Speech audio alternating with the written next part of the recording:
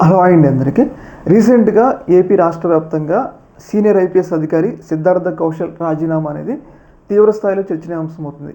ఈ స్థాయిలో చర్చనీయాంశం కంటే ప్రధాన కారణం ఏంటి అంటే, ఒక ఐపీఎస్ పోస్ట్ సాధించాలంటే మామూలు విషయం కాదు. ఎంతోమంది డే అండ్ నైట్ కష్టపడితే కానీ వందల మందిలో ఒకరికి వస్తుందన్నమాట అలాంటి ఐపీఎస్ పోస్ట్. అలాంటి విలువైన పోస్ట్ని సిద్ధార్థ కౌశల్ ఎందుకు ఇంత సులువుగా వదులుకున్నాడు, దీని వెనక కారణాలు ఏముంటాయి అని చెప్పేసి అందరిలో కూడా ఒక చర్చ, ఒక డౌట్ అనేది ఉందన్నమాట. అయితే దీని మీద మనకి బయట వినిపిస్తున్న చర్చ ఏంటి అంటే, ముఖ్యంగా కూటమి ప్రభుత్వం వచ్చిన తర్వాత వైసీపీ గవర్నమెంట్లో కీలకంగా పనిచేసిన అధికారులని కొంతమందిని సస్పెండ్ చేయడం, పిఎస్ఆర్ ఆంజనేయులు లాంటి వాళ్ళని అరెస్టులు చేయడం, అలాగే మనం చూసుకుంటే చాలామంది ఐపీఎస్ని అప్రాధాన్యత పోస్టులో పెట్టడం, ఇవన్నీ నడుస్తున్నాయి.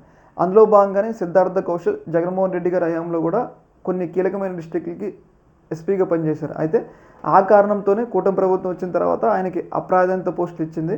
దానివల్ల ఆయన మనస్తాపానికి గురయ్యారు.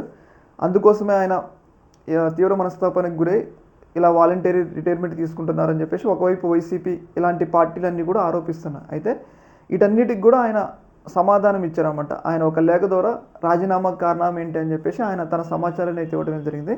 ముఖ్యంగా ఆయన చెప్పిన దాని ప్రకారం ఏంటంటే, పూర్తిగా వ్యక్తిగత కారణాలతోనే నేను మా కుటుంబ సభ్యులతో పూర్తిగా చర్చించిన తర్వాత ఈ రాజీనామా తీసుకున్నానని చెప్పేసి ఆయన తన అభిప్రాయాన్ని అయితే వ్యక్తం చేయడం జరిగింది. అయితే దీని మీద అనుమానాలు వ్యక్తమవుతున్నాయి అనమాట. ఎందుకంటే ఒక ఐపీఎస్ పోస్టు, ఇప్పుడు ఒక చిన్న గవర్నమెంట్ జాబ్ అంటే అనుకోవచ్చు, కానీ ఒక ఐపీఎస్ పోస్టు, అది కూడా సీనియర్ ఐపీఎస్ అధికారి ఎలాంటి కారణం లేకుండా తన పోస్ట్ని ఎందుకు వదులుకుంటారు అంటే, ఉట్టిగానే ఎవరు వదులుకోరు కదా. ఆయన ఎంతో సేవ చేద్దామని చెప్పేసి ఐపీఎస్ అయ్యిండు. అలాంటిది అంత సులువుగా ఎందుకు వదులుకుంటాడు అనేది కొన్ని డౌట్.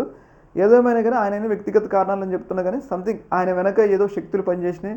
ఈ రాజకీయ ఒత్తిడి తట్టుకోలేక, ఈ రాజకీయ పరిస్థితులను చూసి ఇక్కడ మనం పనిచేయలేమని చెప్పేసి ఒక రకమైన ఆలోచనకు వచ్చిన తర్వాత ఆయన ఈ నిర్ణయం తీసుకున్నట్లయితే మనకైతే అర్థమవుతుంది అనమాట. ముఖ్యంగా ఏంటంటే ఆయన అయితే వ్యక్తిగత కారణాలని చెప్తున్నాడు, కానీ ఆయన సంథింగ్ ఏదో ఉంది ఆయన రాజీనామాకు అని చెప్పేసి ఒక అభిప్రాయం అయితే వ్యక్తం అవుతుంది అనమాట. ఈ యొక్క అంశంలో మీ యొక్క అభిప్రాయం కింద కామెంట్ తెలియజేయండి. ఒక మినిట్.